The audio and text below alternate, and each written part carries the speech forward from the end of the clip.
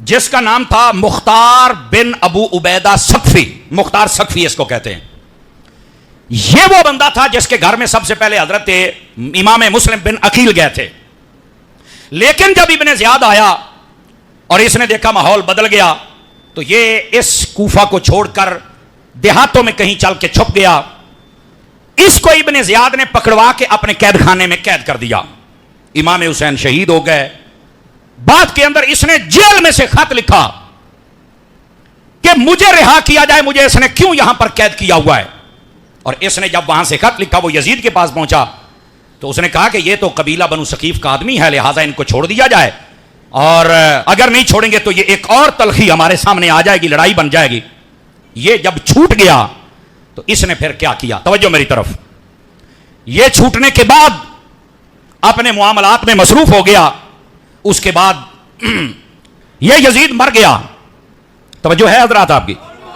جب یزید مر گیا تو یزید کے مرنے کے بعد حضرت عبداللہ بن زبیر کی بیعت کی گئی. حضرت عبداللہ بن زبیر ادھر مکہ مدینے میں تھے اور ادھر ملک کے شام کے اندر مروان اس نے سر اٹھایا. پھر اس کا بیٹا عبد الملک وہ آیا. اس کے دور کے اندر یہ بڑی جلدی میں کی, یہ کوئی زیادہ لمبا چوڑا عرصہ نہیں تھا, یہ چند مہینوں کے اندر یہ سب کچھ ہوا یہ کہ یہ جو مختار تھا اس کو کوفے کا گورنر بنا دیا گیا.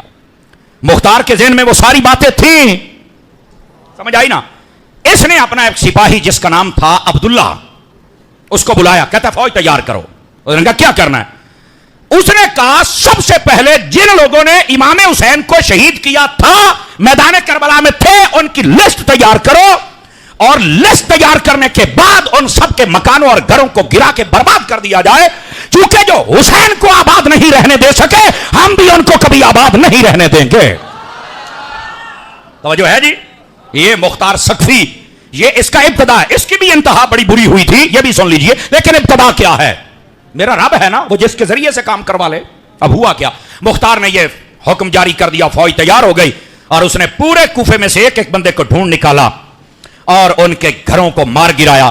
اور گھروں کو بھی یوں گراتا تھا کہ ان کے بیوی بچے سامنے کھڑے کر کے پھر گھر گراتا تھا, اور وہ روتے پیٹتے تھے کہ یہ کیا ہو رہا ہے. اس نے کہا یوں ہی تمہیں زینب بھی کہہ رہی تھی, سکینہ بھی کہہ رہی تھی, یوں ہی زین العابدین بھی کہہ رہے تھے, یوں ہی آل رسول بھی کہہ رہے تھے کہ تم ہمارے ساتھ کیا کر رہے ہو, اور ظالمہ وہ وقت یاد کرو, ہم تمہیں نہیں چھوڑیں گے. اس نے ان کے گھروں کو گروا دیا. جب یہ برباد ہو گئے باقیوں کو اس نے پکڑ لیا. پھر اس نے کہا دوبارہ, ابراہیم اشتر نامی ایک شخص تھا, اس کو کہا لسٹ تیار کرو اور پکی رپورٹ لو کہ جس جس نے میدان کربلا میں خاص امام پاک رضی اللہ تعالی عنہ ان کے ساتھ ظلم و زیادتی کی وہ کون ہے. اس نے نا تقریباً 30 کے قریب نام تیار کیے, 30 کے قریب پکی رپورٹ. اس میں کیا تھی؟ کہتا جی جو یزیدیوں کی لسٹ ہے ان میں سے پہلا شخص جس کا نام مالک بن نصر تھا, اس نے حضرت امام علی مقام کے سر اقدس پر تلوار کا وار کیا تھا, کہا اس کو بھی پکڑو. دوسرا حرملہ بن کامل, یہ وہ ہے جس نے شہزادہ علی اصغر رضی اللہ تعالیٰ کو پانی دینے کے بجائے تیر مارا تھا, کہا اس کو بھی پکڑو.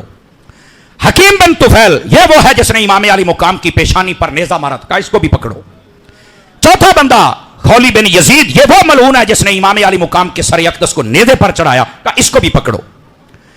پانچواں بندہ عمرو بن حجاج, یہ وہ ہے جو نہر فرات پر نگران تھا اور کسی کو پانی نہیں آل رسول کو بھرنے دیتا تھا, کہا اس کو بھی پکڑو اور باندھو ان سب کو. چھٹا بندہ شمر ذل جوشن منحوس, یہ وہ ملعون ہے جس نے زخموں کی حالت میں چور چور پا کر کربلا کے میدان کو امام علی پاک کے سر کو تن سے جدا کر دیا تھا, یہ تھا سر کاٹنے والا, کہا اس کو بھی پکڑو, باندھو اس کو. اور ساتواں بندہ ابن سلیم کلبی, یہ وہ ملعون ہے جس نے شہادت کے بعد آپ کی ہاتھ میں پہنی ہوئی انگوٹھی اتاری, اتر نہیں رہی تھی, انگلی کاٹ دی اس بدماش نے, استغفر اللہ.